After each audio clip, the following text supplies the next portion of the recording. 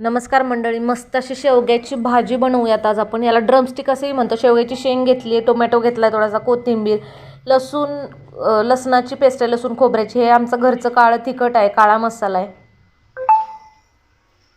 तेल घेतलं कढईमध्ये, त्या तेलामध्ये कढीपत्ता टाकलेला आहे थोडासा इथे. आता थोडासा हिंग टाकलेला आहे.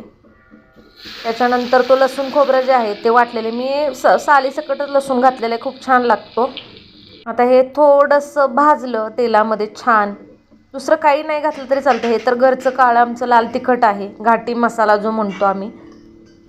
आणि मस्त असं परतून घेतलं. अगदी थोडा वेळ परतून झालं, खूप छान असा सुगंध दरवळतो बघा घरामध्ये. आता याच्यामध्ये टाकायचं टोमॅटो आणि छान टोमॅटो असा भाजून घ्यायचा. थोडंसं मीठ टाकायचं यावेळी, म्हणजे टोमॅटो पटकन भाजला जातो.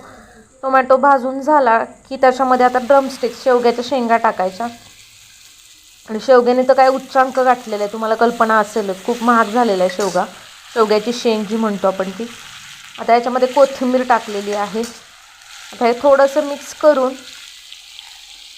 मसाला त्या शेवग्याच्या शेंगेला लागेल असं बघायचं, थोडं मिक्स करायचं आणि त्याच्यामध्ये पाणी टाकायचं.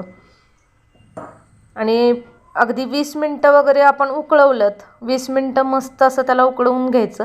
नंतर लास्टला थोडंसं शेंगदाण्याचं कूट टाकायचं आणि शेवग्याची मस्त अशी रबरबीत भाजी तयार.